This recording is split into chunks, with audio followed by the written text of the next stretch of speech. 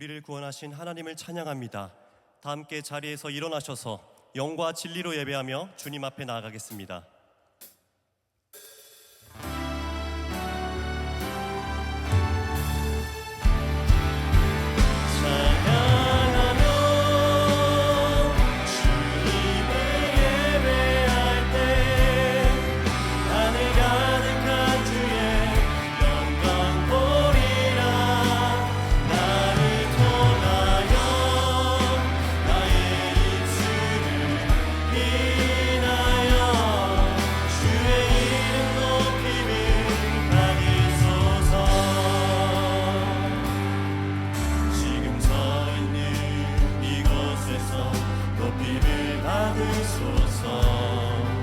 내가 받는 땅 주님의 땅이니 하늘이 주의 이름 높이 올리며 넓은 바다가 주를 노래해 모든 만물 주를 경배해 모든 입술 주를 찬양해 천지를 만드신 만물의 통치자 높임을 받으소서 내 평생에 주의 이름 높이며 어느 곳에서든지 주님을 예배하리라. 내가 담을 꽃은 땅 아버지의 영광이 선포돼야 하리. 찬양하며 주님을 예배할 때 하늘 가득한 주의 영광 보리라. 나를 통하여 나의 입술을 인하여 주의 이름 높임을 받으소서. 나를 통하여 나의 입술을 인하여 주의 이름 높임을 받으소서. 만국의 족속들아 영광과 권능을 여호와께 돌릴지어다. 여호와께 돌릴지어다.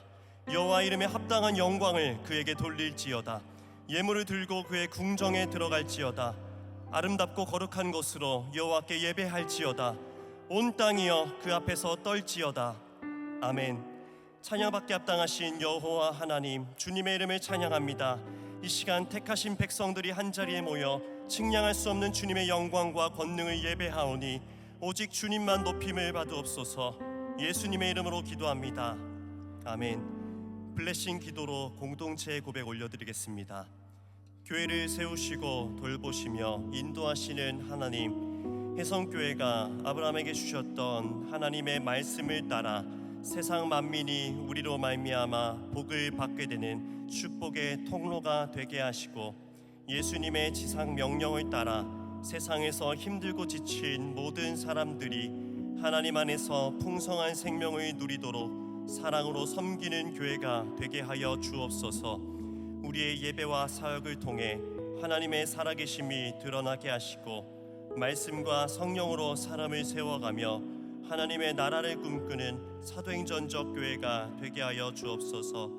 우리의 가정을 통해 믿음의 다음 세대가 자라나게 하시고 교회와 가정, 주일학교와 주중학교, 경신을 비롯한 기독교 사학을 통해 요셉과 다니엘 같은 믿음의 사람들이 배출되게 하옵소서. 우리가 살아가는 이 지역과 이 나라에 공의와 질서 안에서 평안을 허락하여 주시며 아픔과 고통 가운데 있는 모든 사람들에게 치유와 회복을 허락해 주옵소서. 아멘.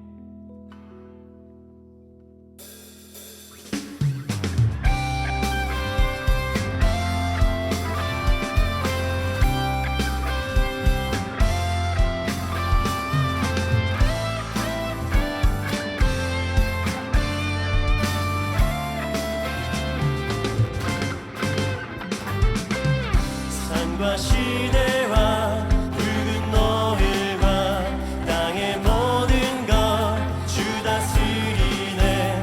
내 안에 갈망 유일한 소망 주님 나이다. 산과 시내와 붉은 노을과 땅의 모든 것 주 다스리네. 내 안에 갈망 유일한 소망 주님 날 다스리는 것. 주 오셔서 통치하소서. 헛된 나의 꿈 어둠 거두사 내 모든 것 다 드리니 오셔서 다스리소서.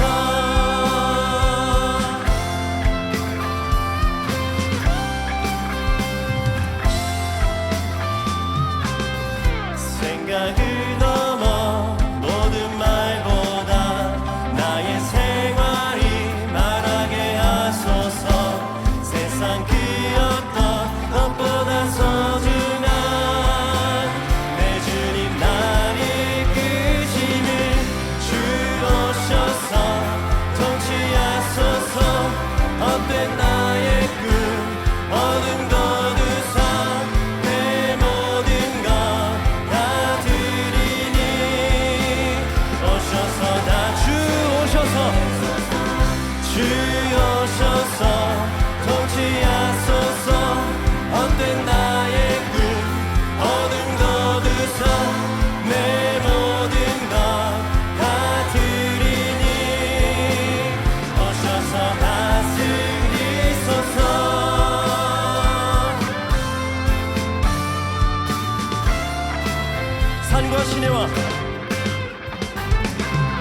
산과 시내와 붉은 노을과 땅의 모든 것 주 다스리네. 내 안에 갈망 유일한 소망 주님 날 다. 생각을 넘어 모든 말보다 나의 생활이 말하게 하소서. 세상 그 어떤 것보다 소중한 내 주님 날 이끄심이 주 오셔서 통치하소서.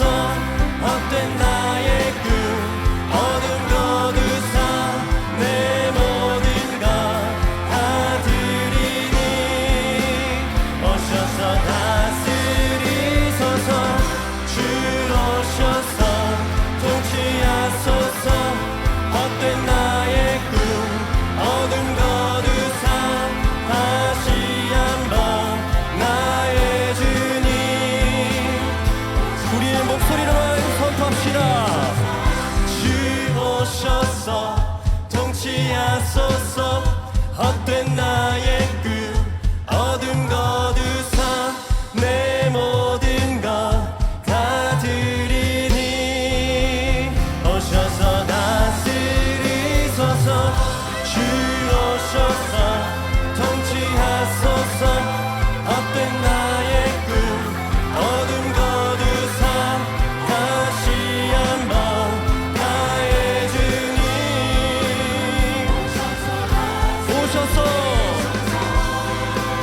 오셔서 다스리소서. 오셔서 다스리소서. 할렐루야.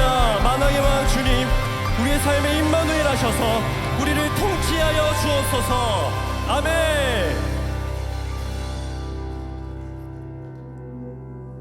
자리에 앉으셔서 찬양하겠습니다.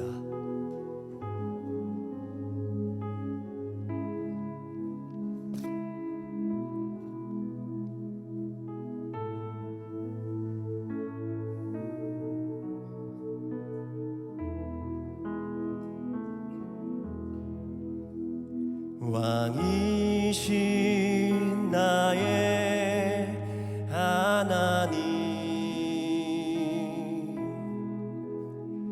내가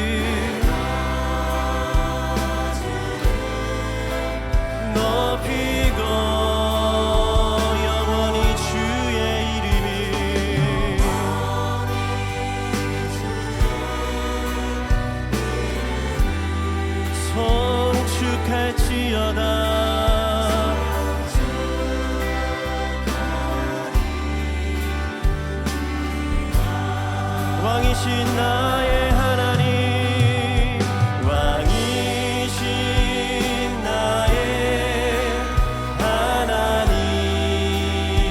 오 내가 주님을 내가 주를 높이고 영원히 주의 이름을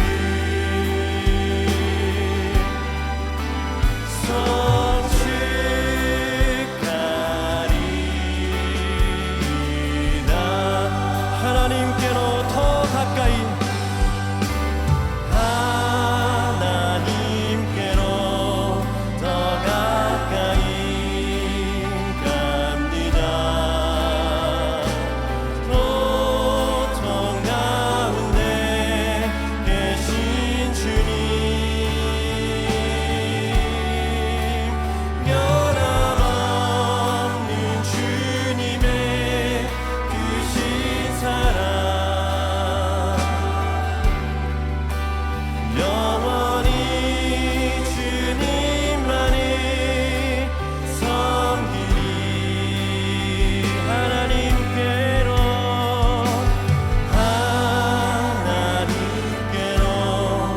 더 가까이 갑니다. 고통 가운데 계신 주님,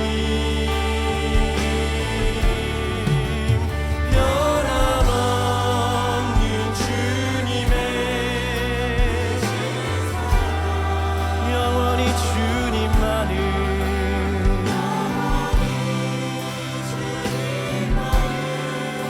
우리 영광 가운데 계신 우리 예수님께로 나아가십시다.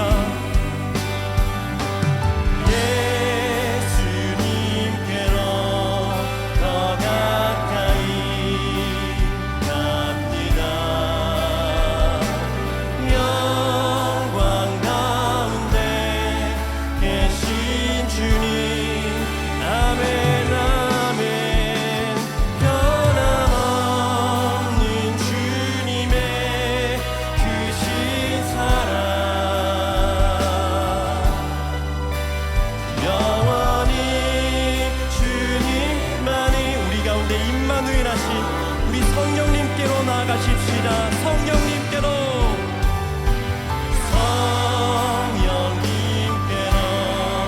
더 가까이 갑니다. 더욱더니 계신 주님, 변함없는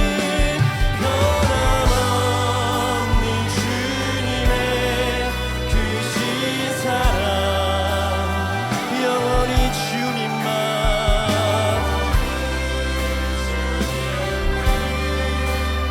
섬기리. 변함없는 주님의 크신 사랑, 영원히 주님만을 섬기리.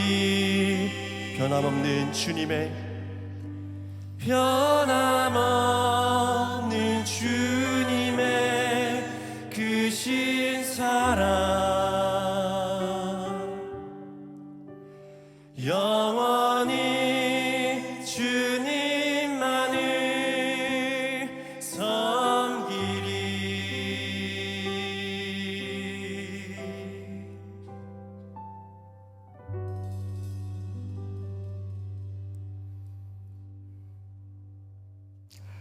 사랑의 왕, 평화의 주이신 여호와 하나님 아버지, 우리에게 베푸신 하나님의 한량없는 은혜에 감사드립니다. 우리는 늘 하나님을 사랑한다고 말하지만 우리의 형편과 상황에 따라 너무 쉽게 하나님을 부인합니다. 우리의 편리함을 위해 하나님을 이용하기도 합니다. 우리들의 이런 교만함과 거짓된 마음을 고백하오니 예수님의 사랑으로 용서하여 주시고 이전보다 더욱 하나님을 사랑하게 하여 주시옵소서. 호국 보훈의 달 6월을 맞이하여 나라와 민족을 위해 목숨까지도 희생했던 순국 선열들을 기억합니다. 우리들도 이 나라와 민족을 사랑함으로 기도하게 하시고 최근 들어 고조되고 있는 전쟁의 위협과 공포로부터 지켜주셔서 하나님께서 주시는 평화를 누리게 하옵소서. 더 나아가 남과 북이 복음으로 하나 되어 함께 예배하고 찬양하며 감사하는 평화 통일의 날이 속히 오게 하여 주시고 이 소망을 끝까지 놓지 않고 기도하게 하옵소서. 우리 모두가 하나님의 나라를 사모하게 하셔서 이 땅에 하나님의 나라가 임하도록 더욱 기도하며 힘써 복음을 전하는 우리들이 되게 하옵소서. 혜성의 성도들을 사랑하시고 자녀들의 상황과 형편을 가장 잘 아시는 하나님 아버지, 간구하며 부르짖는 자녀들의 기도를 들으시고 응답하여 주시길 기도합니다. 신실하신 하나님께서 하나님의 때에 하나님의 방법으로 이루어 주실 것을 믿지만 우리의 연약함과 믿음 없음을 불쌍히 여기사 보다 속히 그리고 분명하게 응답해 주시기를 간구합니다. 특별히 육체의 연약함으로 인해 하나님의 손길을 간구하는 성도들과 그 가족들에게 치유와 회복의 은혜를 주시고 고통의 순간마다 하나님께서 함께 하셔서 위로하여 주시고 환난 중에 하나님의 놀라운 뜻을 깨닫는 은혜를 주옵소서. 가정과 직장과 결혼과 자녀의 문제로 고민하고 기도하는 성도들에게 더 굳센 믿음을 주사 가장 선하신 길로 인도하실 하나님 아버지를 기대하며 광야의 때를 인내하는 은혜를 주옵소서. 주의 나라를 위해 사역하는 혜성의 교역자님들과 선교사님들과 미래 자립교회 위에 하나님의 은혜가 충만하게 임하기를 기도합니다. 그 가정과 사역에 하나님의 사랑이 충만하게 하시고 하나님께서 예비하신 큰 복을 허락해 주옵소서. 웨이처치 송중기 목사님, 예수가족교회 국형준 목사님, 함께 걷는교회 김종철 목사님에게 한량없는 은혜와 사랑을 베풀어 주시고 믿음의 동역자들을 붙여주셔서 날마다 믿는 자들의 수가 늘어나는 초대교회의 역사를 경험하게 하옵소서. 정명호 담임 목사님에게 특별한 사랑과 은혜를 베푸사 교회에서 마련한 기도처에서 하나님께서 허락하신 쉼을 통해 영육간에 회복되게 하시고 하나님께서 주시는 새로운 비전을 통해 하나님이 기뻐하시는 교회를 세워가게 하옵소서. 오늘 유재경 목사님을 통해 선포되는 말씀이 우리의 삶에 힘과 소망이 되게 하시고 우리의 평생에 하나님을 더욱 사랑하며 살겠다고 결단하는 시간이 되게 하여 주옵소서. 곳곳에서 예배를 위해 섬기는 성도들에게 하늘과 땅에 풍성한 복을 주실 줄 믿사오며 우리를 사랑하사 생명을 내어주신 예수 그리스도의 이름으로 기도드립니다. 아멘.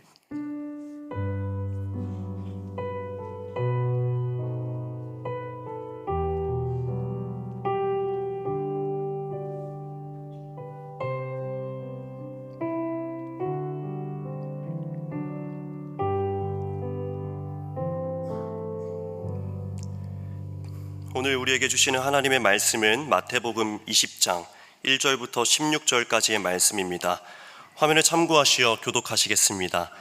천국은 마치 품꾼을 얻어 포도원에 들여보내려고 이른 아침에 나간 집 주인과 같으니 그가 하루 한 데나리온씩 품꾼들과 약속하여 포도원에 들여보내고 또 제3시에 나가보니 장터에 놀고 서 있는 사람들이 또 있는지라 그들에게 이르되 너희도 포도원에 들어가라 내가 너희에게 상당하게 주리라 하니 그들이 가고 제6시와 제9시에 또 나가 그와 같이 하고 제11시에도 나가보니 서 있는 사람들이 또 있는지라 이르되 너희는 어찌하여 종일토록 놀고 여기 서 있느냐 이르되 우리를 품꾼으로 쓰는 이가 없음이니이다. 이르되 너희도 포도원에 들어가나 하니라.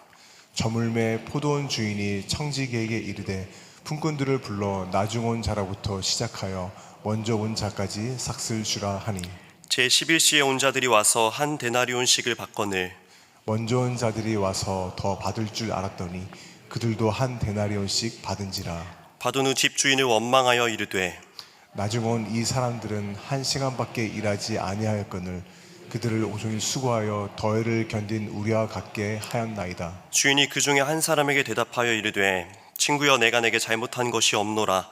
내가 나와 한 데나리온의 약속을 하지 아니하였느냐? 내 것이나 가지고 가라. 나중은 이 사람에게 너와 같이 주는 것이 내 뜻이니라. 내 것을 가지고 내 뜻대로 할 것이 아니냐? 내가 선함으로 내가 악하게 보느냐? 이와 같이 나중된 자로서 먼저 되고 먼저 된 자로서 나중되리라. 아멘.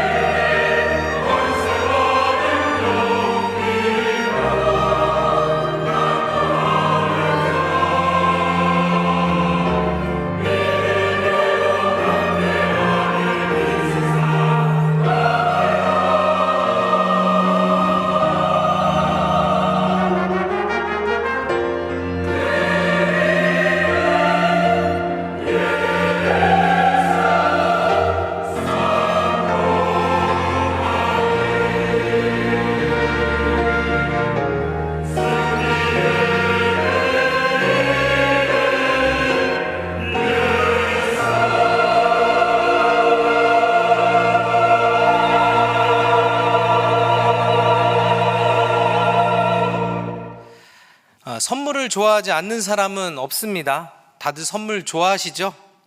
예, 사람의 성향에 따라서 받은 물건 자체가 최고의 가치가 아닐 수는 있겠지만 나를 위해서 누군가 특별한 것을 준비해 주었다는 사실만으로도 우리는 커다란 기쁨을 누릴 수가 있습니다. 저는 딸 셋을 키우고 있습니다. 그래서 평소에 제가 그렇게 좋은 아빠냐라고 생각해 보면 그렇지는 않은 것 같습니다만, 그래도 나름 신경 쓰고 있는 것은 이렇게 시간이 있을 때마다 아이들과 한 명씩 이렇게 데이트를 좀 하려고 합니다. 에버랜드도 한 명하고 가고, 레고랜드도 한 명하고 가고, 가깝게는 요 앞에 대학로에 가서 달고나 하고 옵니다. 특별한 이유가 있어서 하는 건 아니고요.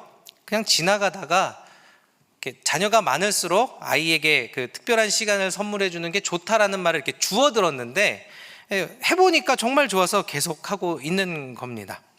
평소에 하지 못했던 대화를 통해서 서로의 감정도 좀 해소할 수 있고, 자녀도 다른 형제들에게 가서 오늘 아빠랑 뭐 했는지 이렇게 자랑하면서 특별한 기쁨을 누리는 유익도 있습니다. 그런데요, 즐거운 자녀와의 데이트 시간도 계속 즐겁기만 한 것은 아닙니다. 하는 내내 불쑥불쑥 마음이 힘들어질 때가 있습니다. 지금 아빠가 자기를 위해 특별한 시간을 내줘서 함께하고 있잖아요. 그런데 자기가 뭐 하려고 할 때 그거 하나라도 못하게 하면 그때부터 온갖 짜증과 불평을 내고, 처음에 설레고 기뻐하며 나섰던 모습은 온데간데 사라지기 시작하죠. 당연히 부모 입장에서 좋은 것을 안 시킬 이유는 없습니다. 그러니까 좋은 게 아니니까, 혹은 지금 필요한 게 아니니까 못하게 하는 건데, 이런 마음을 헤아릴 리 없는 자녀가 그 속에 억울함을 품고 화를 내기 시작할 때 특별한 데이트는 더 이상 특별한 것이 아니게 됩니다. 아빠로서 참 아쉽고 한편으로는 괘씸하다는 생각을 하는데요, 그러다가 문득 이거 우리 애만 이렇게 문제가 있나? 이게 우리 애만 이런 건가? 하고 가만히 생각해 보면 그렇지 않다는 걸 금세 깨닫게 되죠. 큰 위로가 뭐예요? 지나가고 있는 쟤도 그래요. 네, 아주 큰 위로예요. 그런데 더 큰 문제가 있더라고요. 아이들만 그런 게 아닙니다. 제가 저 자신을 보더라도 제 생각에 불공평하다고 여겨지는 일, 좀 비합리적이다라고 여겨지는 일 앞에서 분을 참지 못하고 그것에 몰두하는 모습을 어렵지 않게 찾을 수 있었다는 겁니다. 나를 둘러싼 일상의 환경들이 크게 변했냐? 그렇지 않아요. 똑같습니다. 그러나 그 작은 거슬림 하나 앞에서 온 시선을 빼앗기고 불평과 화로 가득한 시간을 보내고 있는 것이죠. 여러분은 어떻습니까? 정도의 차이와 횟수의 차이가 좀 있겠지만 비슷한 경험을 해보셨을 것으로 생각합니다. 우리는 성도라는 이름으로 살아가는 존재입니다. 성도가 누구입니까? 한마디로 표현하자면 하나님의 은혜를 받은 자입니다. 성경이 말하는 은혜란 아무런 자격도 없는 인간에게 하나님의 사랑과 자비로 인하여서 믿음으로 주어지는 아주 특별한 구원의 선물이죠. 이 은혜는 아무에게나 주어지는 것이 아니라 아주 비밀스러운 것이고, 심지어 결코 사라지지 않는 영원한 선물입니다. 그렇기 때문에 성도의 삶은 하나님께로부터 받은 이 은혜, 이 특별한 선물로 인해서 언제나 감사와 기쁨이 가득한 삶이 되어야 하는 것이죠. 성경은 그래서 우리에게 이렇게 말합니다. 항상 기뻐하라. 이와 같이 너희도 기뻐하고 나와 함께 기뻐하라. 주 안에서 항상 기뻐하라. 내가 다시 말하노니 기뻐하라. 심지어 시험을 당해도 기뻐하라고 말씀하고 있습니다. 하지만 안타깝게도 우리의 삶이 언제나 기쁨으로 가득 차 있는 것 같지만은 않은 것 같습니다. 왜 그럴까요?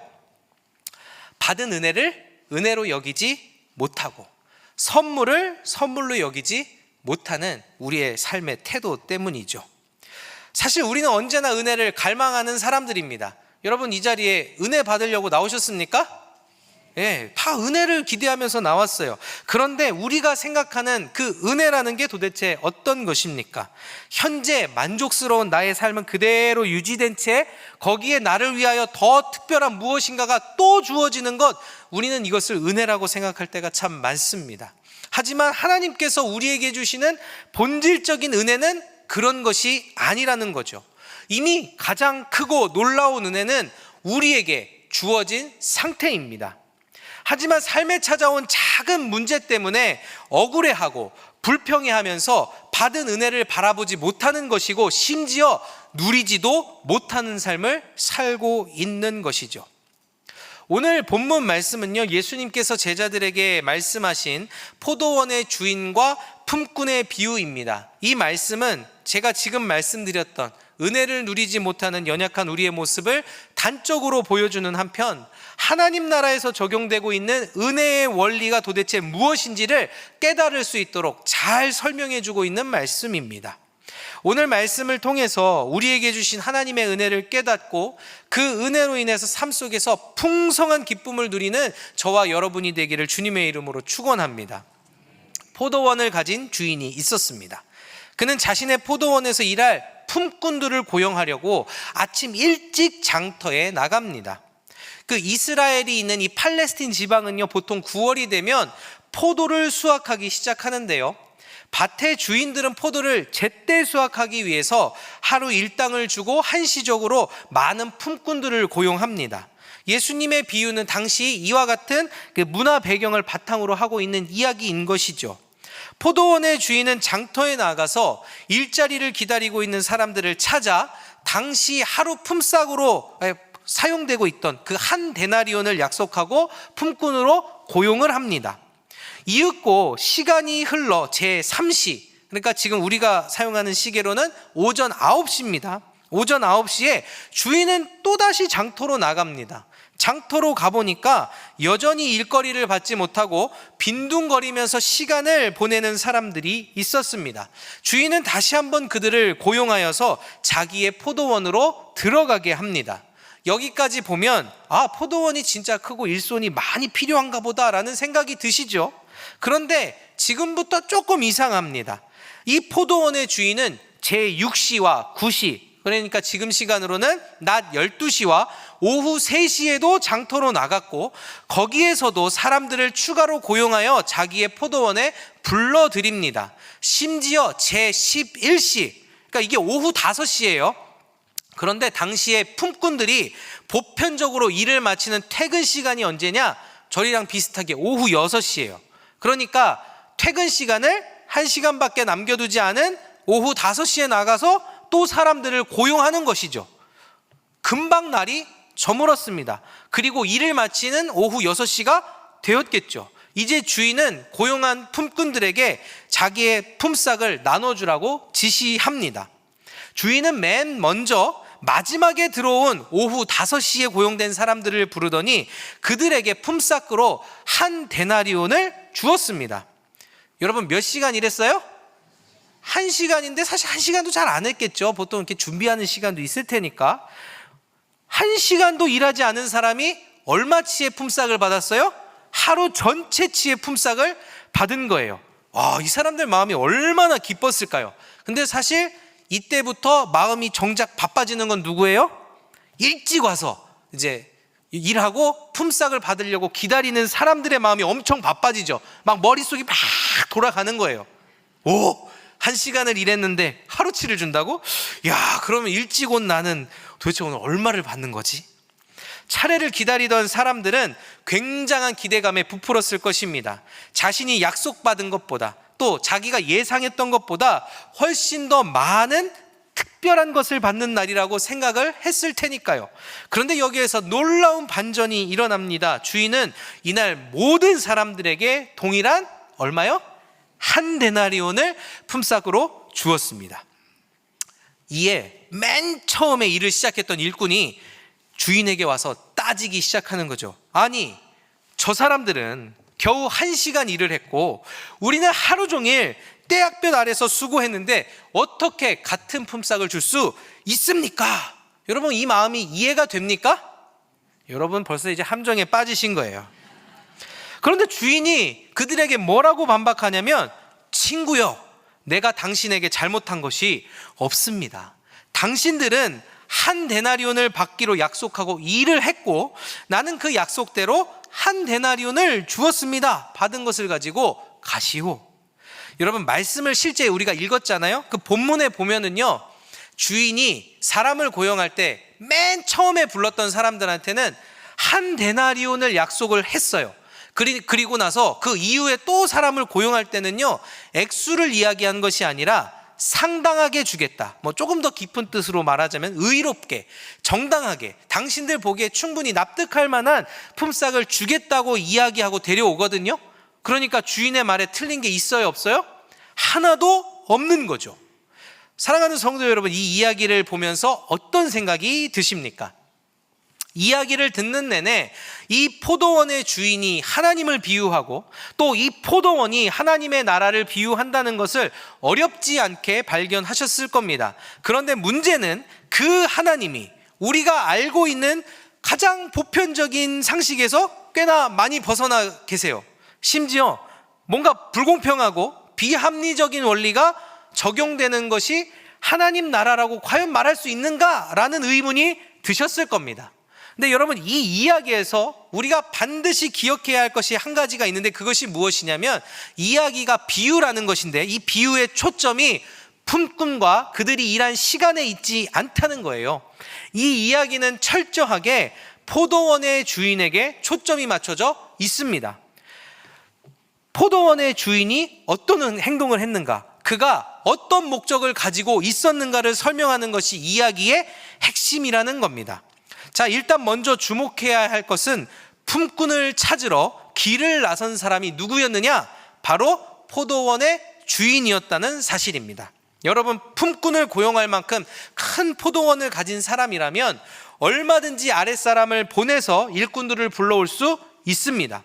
그런데 이 주인은 그렇게 하지 않았어요. 자기가 직접 길을 나서서 사람들을 찾고 그들을 부르고 있는 것이죠. 목사님, 원래 사람을 고용할 때 자기 뜻에 맞는 사람 직접 보고 고르는 게 뭐 특별한 일입니까? 라고 말씀하실 수도 있겠지만, 여러분, 지금도 불러서 면접을 보고 맞지 않으면 주저없이 돌려보내는 것이 이 시대의 방식 아니겠습니까? 이것과 비교해 보더라도 그때 당시에 이 주인이 고용하려는 일꾼들을 얼마나 배려하고 있고 또 얼마나 마음을 다해 대하고 있는지를 우리는 발견할 수 있는 것이죠. 우리가 찾을 수 있는 은혜의 포인트가, 일단 첫 번째 은혜의 포인트가 이것입니다. 이 이야기는 하나님 나라로 우리를 부르시기 위해서 하나님이 직접 우리를 찾아오셨다는 것을 말씀하고 있는 것이죠. 여러분, 누구를 초청할 때 직접 찾아가는 것이 얼마나 큰 의미를 담고 있는지 다들 아실 겁니다. 여러분, 요즘 결혼식 하면 청첩장 돌리잖아요. 뭘로 많이 돌립니까? 모바일 청첩장이라 그래가지고 카톡으로 돌립니다. 옛날에 다 우편으로 보내고 막 직접 찾아가고 했는데, 이제는 일일이 찾아가지 않아도 되고 심지어 그냥 있는 자리에서 터치 몇 번 딱딱딱 하면 모든 사람에게 이 결혼식의 소식을 다 보낼 수 있으니 얼마나 편한지 모릅니다. 게다가 종이도 아끼는 친환경적인, 이 시대에 적합한 방법이죠. 그런데 여러분, 반드시 초청하길 원하는 사람, 예를 갖춰서 내가 초청해야 하는 사람들에게도 모바일 청첩장 보냅니까? 아니에요. 그런 사람들에게까지 모바일 청첩장 보내지 않습니다. 우리도 사실 모바일 청첩장 딱 받으면 어떻게 합니까? 이걸 가야 되나 말아야 되나, 이게 친하다고 하기도 애매하지만 안 친한 것도 아니고 또 이게 직접 받은 것도 아니고 이걸로 띄고 왔는데, 그렇죠? 근데 여러분, 직접 청첩장을 이렇게 딱 갖다 주면 여러분 어떻게 해요? 가능한 한 그 예식에 참석하려고 노력하시잖아요. 세상에서도 직접 찾아가서 누군가를 초청하는 일은 최소한 초청하려는 나와 동급인 사람들이거나 혹은 위에 있는 사람들을 초청할 때 쓰는 방식입니다. 이 사람의 위아래를 따지지 않다 하더라도 귀하게 여기는 사람이 아니고서는 직접 가서 참여하라고 초청하지 않는다는 것이죠. 여러분, 말씀은요, 하나님의 부름을 받아 하나님의 백성이요 하나님 나라의 일꾼이 된 우리가 그런 존재다라는 걸 알려주고 있는 거예요. 여러분, 솔직히 조금 적나라하게 말해서 하나님이 우리를 귀하게 보시고 초청할 만한 조건이 뭐가 있습니까? 일꾼으로서 필요한 사람이기는커녕 하나님을 배신하고 멀어져 버린 존재가 우리입니다. 100번 양보해서 초청을 받았다 할지라도 뭐 흔히 말하는 도매급으로 여기서부터 여기까지 그냥 뚝 떠가지고 오세요 이렇게 초청해도 감지덕지한 것이 우리일 텐데, 선택의 권한을 가진 하나님께서 직접 오시고 청하여 부른 사람, 하나님께서 존귀하다고 여겨서 그 존귀함을 받은 사람이 우리라는 점에서 이미 우리는 큰 은혜를 경험한 사람이라는 걸 자각할 필요가 있다라는 것이죠. 두 번째로 주목해야 할 은혜의 포인트는 무엇이냐면, 주인의 목적이 자기의 이익을 남기는 데 있지 않았다는 사실입니다. 여러분, 회사를 운영하는 사장이 돈을 많이 벌려면 어떻게 해야 할까요? 제가 사장은 아니어서 잘 모릅니다만 그래도 알고 있는 것 중에 하나는 인건비를 줄이는 게 최고다라고 알고 있습니다. 일을 최대한 많이 시키고 법에 걸리지 않을 만큼, 근데 또 그렇게 하면 너무 짜니까 조금 서운해하지 않을 만큼 최소한의 임금으로 일을 시키면 여러분 돈은 거기서부터 벌리는 게 시작되겠죠. 이런 사장님 나쁜 사장님입니까? 아주 악덕이에요? 그럼 반대로 얘기해 볼게요. 여러분 직원들이 생각하는 좋은 직장 어디예요? 돈은 많이 주는데 일은 조금 하는 게 아주 못됐구만. 여러분 이 직원들 못된 직원입니까? 그런 거 아니에요. 이 문제는 선악의 문제가 아니라 우리 속에 있는 이 본성에 따른 입장의 차이잖아요. 사장 마음은 그렇다는 거예요. 돈 벌려면 그렇게 해야 되는 거예요. 우리 교회는 아주 적절한 곳입니다. 그렇다고요.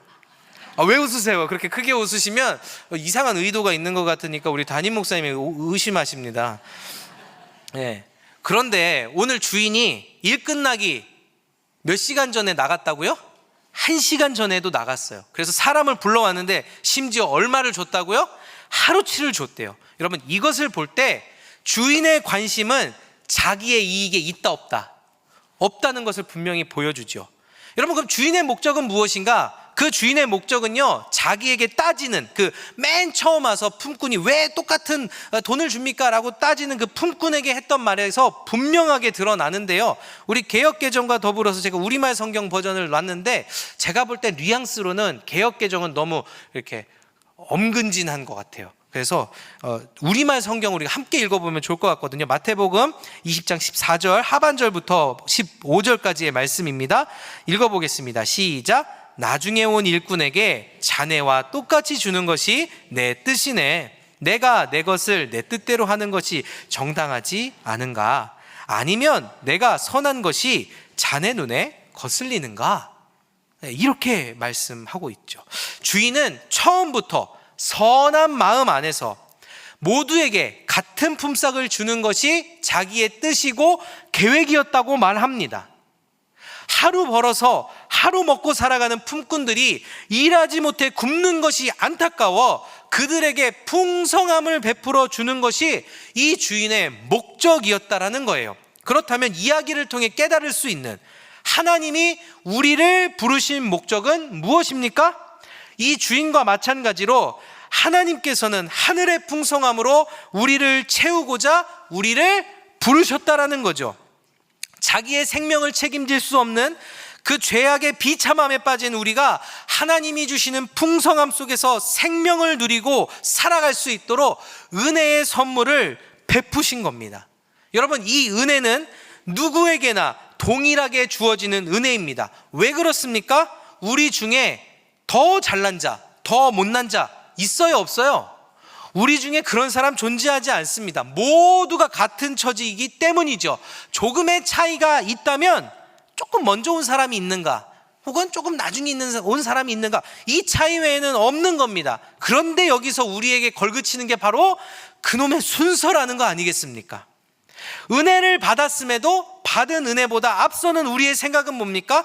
아무리 그래도 그렇지, 먼저 들어왔으면 먼저 들어온 것에 대한 대우가 있어야 하는 거 아닌가? 라는 생각이 우리 안에 있다라는 것이죠. 조금 수긍이 가세요? 자, 그럼 생각을 이렇게 좀 바꿔볼게요.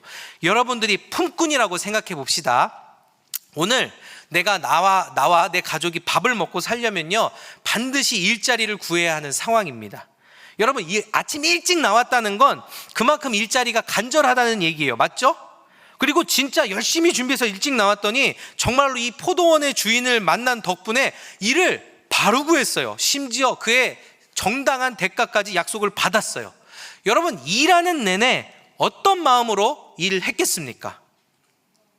일 자체는 힘들어요. 안 힘든 일은 세상에 없지 않습니까? 그런데 걱정 따위는 하지 않았을 겁니다. 왜요? 일을 구했잖아요. 그리고 심지어 기대했을 거예요. 야, 오늘 끝나면 합당한 내가 그 품삯을 받고 우리 집에 딱 가서 우리 아내와 자녀에게 맛있는 거 먹일 수 있겠다.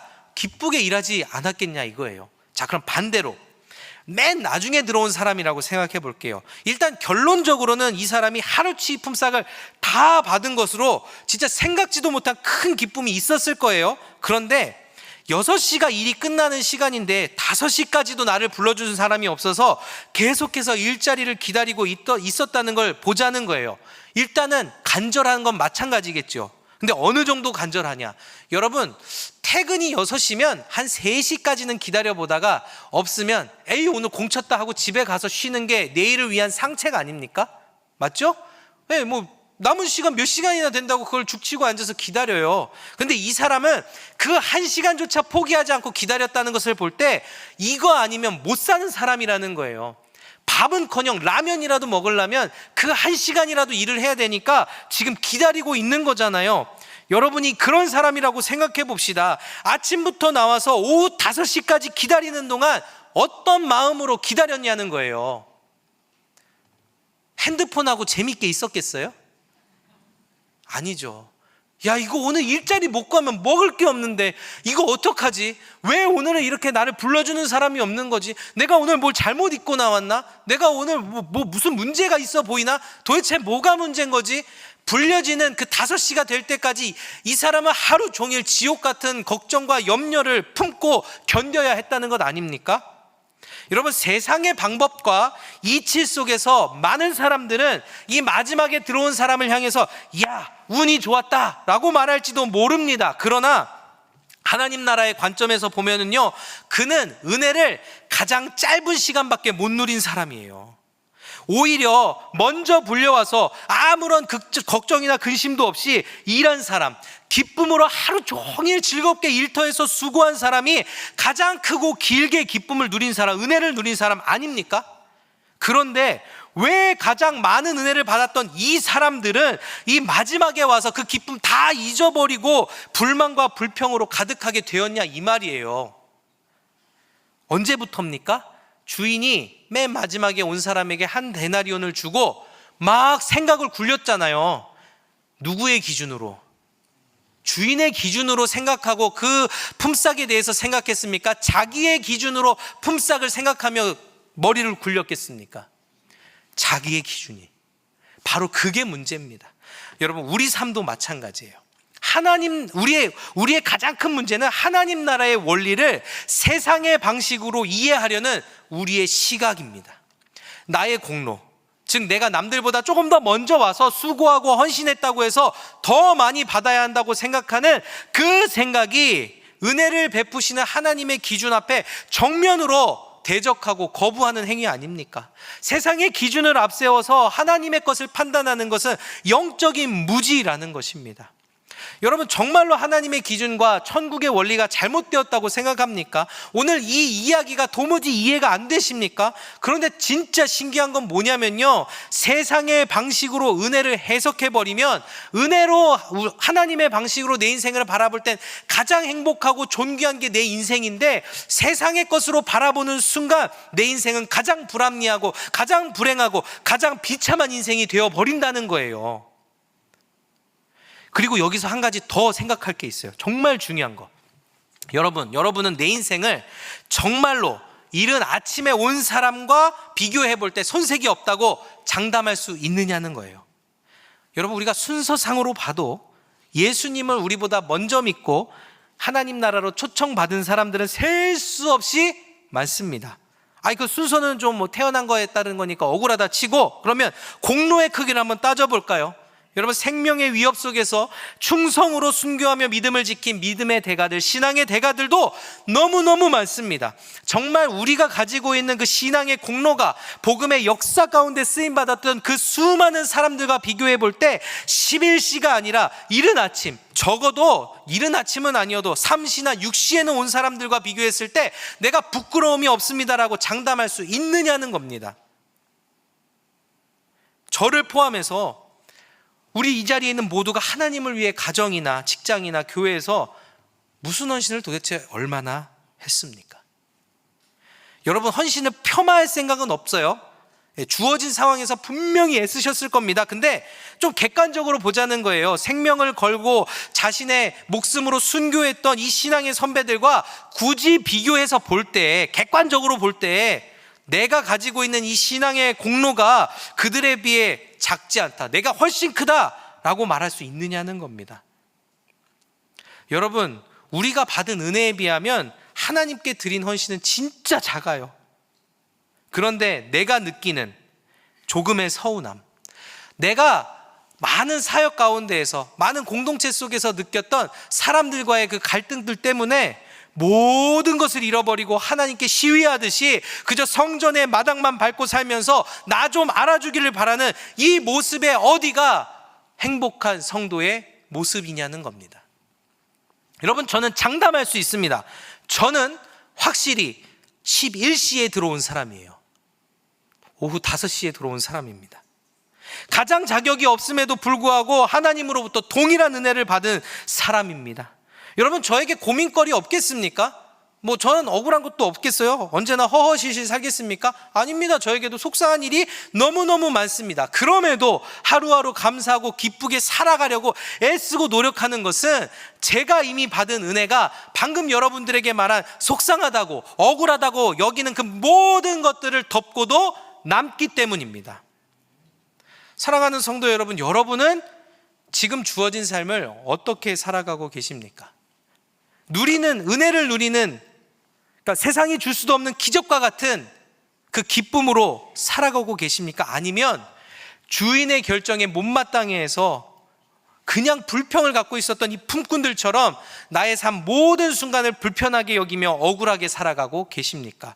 만일 여러분의 삶에 은혜를 발견할 수 없다면 도대체 무엇이 여러분의 인생을 그렇고 힘들게 낙담하게 만들었습니까?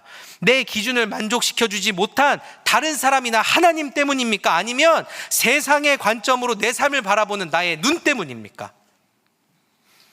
하나님께서는요, 이미 은혜를 베푸사 우리를 가장 귀하고 소중하다고 말씀하셨는데, 나의 인생을 세상의 관점으로 바라보는 건 스스로 나의 인생을 가장 비참하게 만들어버리고 불행하게 만들어버리는 어리석은 일입니다. 제가 참 자주 하는 비유입니다. 신기하게 문제라는 거, 불평거리라는 거 아무리 작아도 그게 눈앞에 있으면 그거밖에 안 보이게 되어 있죠. 그런데 한 발 뒤로 서서 그 은혜의 원리 안에서 그 작은 걸 보면 그 작은 문제는 은혜로 풍성한 우리의 삶을 결코 뒤흔들 수 없다는 것입니다. 제가 맨 처음에 아이와 데이트했던 이야기를 나누었습니다. 아무리 아이가 화를 내고 짜증을 내도 그 아이를 두고 떠나는 부모는 없습니다. 저 역시 이 아이가 저의 마음을 알아주지 않고 서운하게 한다 할지라도 절대 버리고 가지 않습니다. 더 많이 달래주고 더 손잡아주면서 여전히 길을 걸어가죠.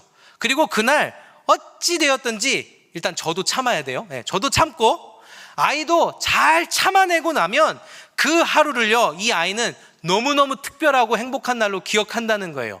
비로소 데이트 성공이에요. 근데 여러분, 마찬가지로 하나님은 우리의 인생 가운데 여전히 함께하고 계시죠. 믿으십니까? 그런데 심지어 하나님의 사랑은 얼마나 큰지 우리가 자녀를 참아주는 것과는 비교도 되지 않는 인자하심으로 우리를 참아주고 계십니다. 그럼 이제 중요한 것은 뭐예요? 우리예요, 우리. 우리가 나와 함께 하시는 하나님을 인식하고 제대로 바라보아야 하는 것이 남은 겁니다. 우리가 함께 하시는 하나님을 인식하고 나아갈 때 때로는 이거 도무지 이해가 안 되는데 막 그 불만과 불평이 쏟아져 나오려고 할 때가 있을 거예요. 그러나 하나님 지금까지 틀림이 없으셨잖아요. 단 한 번도 나를 실망시키신 적이 없으셨잖아요. 우리가 그 하나님을 기억하면서 주님의 뜻을 참고 기다려보는 것이죠. 여러분, 그렇게 할 때 하나님께서는 이번에도 깨닫게 하시고 이미 내게 받은 그 은혜로 인하여서 온전히 기뻐하는 삶을 살아가게 하실 줄 믿습니다. 여러분, 말씀을 맺고자 합니다. 우리는요, 모두 다른 모양 다른 모습으로 살아갑니다. 누군가는 정말 이른 아침에 와서 일했던 그 품꾼들처럼 정말 헌신하는 삶을 살고 있을 거예요. 또 누군가는 저처럼 이제 겨우 11시 오후 5시에 왔던 일꾼들처럼 이제 겨우겨우 일을 하면서 살아가는 사람도 있을지 모릅니다. 그런데요, 걱정할 것이 없는 것은 하나님은 각자에게 합당한 은혜를 주시되 동일하게 주셨다는 것입니다. 그리고 우리에게 풍성한 생명을 이미 허락하여 주셨고 지금도 여전히 함께하고 계십니다. 간절히 소망하는 것이 있다면 우리 삶을 세상의 시각이 아니라 하나님의 시각, 천국의 원리 안에서 바라보며 이미 베풀어 주신 그 은혜를 좀 제대로 누리고 살아가는 저와 여러분이 되기를 소망합니다. 그리고 도전하는 것은 하나님을 향하여 헌신할 때 억울함과 막 서운함 속에서 억지로 하는 것이 아니라 이미 내가 포도원에 들어와 있다는 것에 대한 감사와 약속하신 상급을 받을 것이라는 기대를 찬양하며 헌신하기를 소망합니다. 혹 어떠한 갈등이나 서운함, 여러 문제로 인해서 그 자리에서 떠나 있는 성도님들 계시다면 나를 위해 상급을 주시고자 예비하신 그 자리로 돌아가 다시 한번 소명으로 그리고 소망으로 뜨겁게 불타오르는 행복한 주님의 사람이 되기를 축복합니다. 이 자리에 앉은 우리 모두가 내 인생에 은혜가 아닌 적은 단 한순간도 없었습니다 라고 고백하며 오늘과 또 앞으로 다가올 나의 모든 날을 기대와 기쁨으로 살아가는 참된 하나님의 일꾼이 되기를 주님의 이름으로 축원합니다. 아멘. 이 시간 다 함께 찬양하고 기도하기를 원합니다. 우리가 너무나도 잘 알고 많이 불러왔던 찬양, 은혜라는 찬양입니다.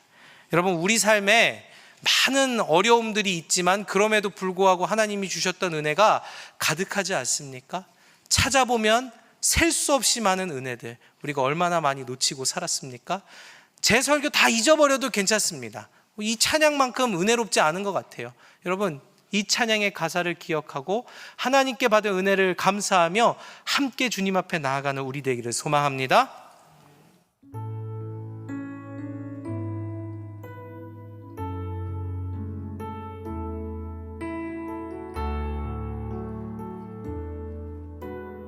우리 고백합시다. 내가 누려왔던 모든 것들이, 내가 누려왔던 모든 것들이, 내가 지나왔던 모든 시간이, 내가 지나왔던 모든 시간이, 내가 걸어왔던 모든 순간이, 내가 걸어왔던 모든 순간이 당연한 것이 아니라 은혜였습니다. 당연한 건 아니라 은혜였소. 아침에 해가 뜨고 저녁에 노을,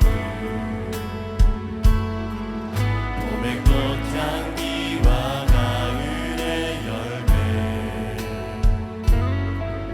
변하는 계절의 모든 순간이 당연한 것이 아니라 은혜였습니다. 당연한 건 아니라 은혜였소.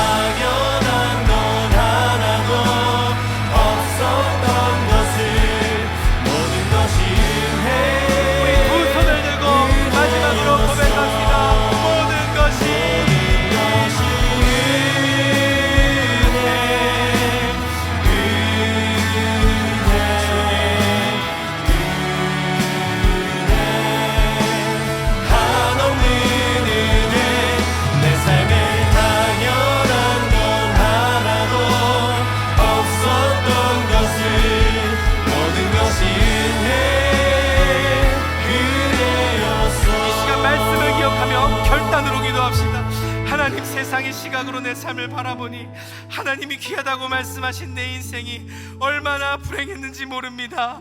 나의 연약함을 용서해 주시옵소서. 아무런 자격도 없는 나를 위해 동일한 은혜를 베풀어 주신 하나님의 사랑을 기억하게 하시고 나에게 허락하신 삶을 기쁨으로 충만으로 살아가게 하여 주옵소서. 나를 일꾼으로 부르시고 상급을 약속하셨는데 어리석은 나의 욕심과 마음이 하나님을 향하여 감사하지 못하고 불평만 하였음을 고백합니다. 나를 부르신 그 사명을 기억하게 하시고 기쁨으로 헌신하며 하나님이 나를 위해 예비하신 그 복과 보듯 기쁨을 누리게 하여 주옵소서. 이 시간 주의 이름 한번 부르짖고 합심으로 기도합시다. 주여, 아버지 하나님, 나의 인생을 귀하게 여기신 그 주님의 은혜에 감사합니다. 당연한 게 하나도 없는데 왜 나는 어떻게 이렇게 당연하다고 여기며 살았는지 모르겠습니다. 나에게 베풀어 주신 것이 셀 수 없는데 왜 하나도 없다고 불평했는지 모르겠습니다. 하나님, 나는 이에 들어온 사람입니다. 나는 아무 자격이 없고 한 시간도 일하지 않은 사람인데 왜 나에게 이런 사랑을 베풀어 주셨는지 나는 알지 못하였습니다. 하나님, 내가 주의 원리를 가지고 은혜의 시각을 가지고 주를 바라보게 하여 주시옵소서. 내 인생을 불행하게 여겼다면 하나님이 주시는 기쁨으로 충만한 인생 살게 하옵소서. 모든 순간마다 찬양하고 나의 길에서 감사가 끊이지 않는 내가 내 삶을 태우게 하여 주옵소서. 무엇이 그렇게 나를 걸리치게 하고 무엇이 그렇게 나를 속상하게 하였습니까? 하나님, 한 발짝 뒤에 물러나 은혜와 그 모든 환경들 속에 그 작은 것 주님의 은혜로 이겨내길 원하오니 나에게 지혜를 허락하여 주옵소서. 하나님의 눈을 허락하여 주옵소서. 하나님, 특별히 나를 일꾼으로 부르셨고 하나님께서 주시는 놀라운 사랑 가운데 소명을 부어주셨는데 하나님, 이제 내가 주님 나아가 나의 소명을 가지고 형성하게 하여 주옵소서. 내가 불평하는 마음으로 왜 이 자리에 서 있을 이유가 없습니다. 하나님, 내가 발창을 끼고 아무도 나를 알아주지 않는다고 혼자 불만하는 모습으로 마당만 밟을 이유가 없습니다. 내 안에 불러주신 그 사랑, 나를 위해 생명을 내어주시고 이 땅에 오신 그 사랑에 반응하는 인생 살아가게 하여 주시옵소서. 기쁨이 나의 삶의 원동력이요 은혜가 되게 하여 주시옵소서. 주여, 우리를 불쌍히 여기사 영원한 생명을 선물로 주신 하나님, 우리에게 베푸신 은혜 감사를 드립니다. 주인의 부름이 없이는 그 생명을 책임질 수 없었던 품꾼처럼 연약하고 무능한 존재가 우리임을 깨닫게 하시고 베푸신 은혜 안에서 충만한 기쁨을 누리며 살아가게 하옵소서. 영적인 무지로 인해 하나님의 은혜를 세상의 방식으로 이해하려 했던 교만을 용서하여 주시옵소서. 하나님께서 가장 귀하다고 말씀하신 나의 인생을 스스로 불행하게 만들었으며 은혜 베푸신 하나님을 향하여 찬양하며 감사하지 못하고 억울한 마음으로 불평하였음을 회개하오니 우리의 인생이 다시 한번 하나님이 주시는 은혜의 기쁨으로 넘쳐나게 하여 주시옵소서. 우리를 일꾼으로 부르신 하나님, 아무런 능력도 없는 자를 부르사 사명을 맡기시고 하나님의 역사에 동참케 하심을 감사드립니다. 내게 허락하신 삶의 모든 자리에서 주님을 위하여 일하되 기쁨과 감사로 사역하는 자가 되게 하옵소서. 약속하신 상급을 기대하는 소망의 사람이 되게 하시고 그 과정에서 겪는 크고 작은 갈등과 문제들까지도 섭리하시며 선하게 이끌어 가시는 하나님을 경험하는 기적의 자리가 되게 하옵소서. 우리 혜성교회를 위하여 기도합니다. 하나님의 영광을 위하여 이 땅 위에 세우신 우리 교회가 몇 시에 부름받은 교회이든지 간에 그 충성함으로 오전 일찍부터 일했던 품꾼들보다 비교해 보아도 더욱 주님의 마음을 시원케 하는 하나님의 교회가 되게 하여 주시옵시고 주님이 허락하신 성령의 충만과 부흥의 열매를 맛보는 은혜를 경험하게 하여 주옵소서. 영원한 생명을 베푸시고 끝까지 나와 함께 동행하실 예수 그리스도의 이름으로 기도합니다. 아멘. 우리 다 함께 일어나서 봉헌의 서양문을 고백하겠습니다.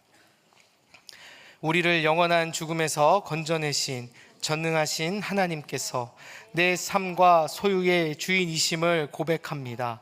은혜로 채워주시는 모든 것들을 지혜로운 청지기로 바르게 사용하겠습니다. 살아가는 동안 물질에 어려움이 있더라도 합력하여 선을 이루시는 아버지 하나님을 더욱 의지하겠습니다. 하나님 나라와 교회 공동체를 세워가는 일에 몸과 마음과 물질로 기쁘게 헌신하겠습니다. 내 삶의 필요를 따라 좋은 것으로 넘치도록 후히 베풀어 주실 하나님을 기대합니다. 하나님 앞에 귀한 예배와 예물을 드리며 말씀을 가슴에 새깁니다. 하나님께서 주신 은혜를 먼저 헤아릴 줄 알되 자격 있어 받은 것이 아니라 은혜로 받은 줄 알고 은혜의 안목을 가지고 살아가는 주의 종들이 되게 하옵소서. 해송교회가 은혜로 여기까지 왔습니다. 하나님 기뻐하시는 일에 더 열심내게 하시고 남과의 비교의식이나 하나님 비교를 통하여 열등의식 또는 우월의식 가지지 아니하고 오로지 주님만을 위해 섬기는 아름다운 공동체가 되게 하시되 하나님이 우리 성도들을 통해 허락하시는 이 자원들이 오직 주의 영광과 복음을 위해 쓰이도록 하나님 우리의 생애를 사용하여 주시고 사용하시는 만큼 누리겠다, 사용하시는 만큼 쓰임받겠다 순종하는 하나님의 백성들이 되게 하여 주시옵소서. 예수님의 이름으로 기도합니다. 아멘.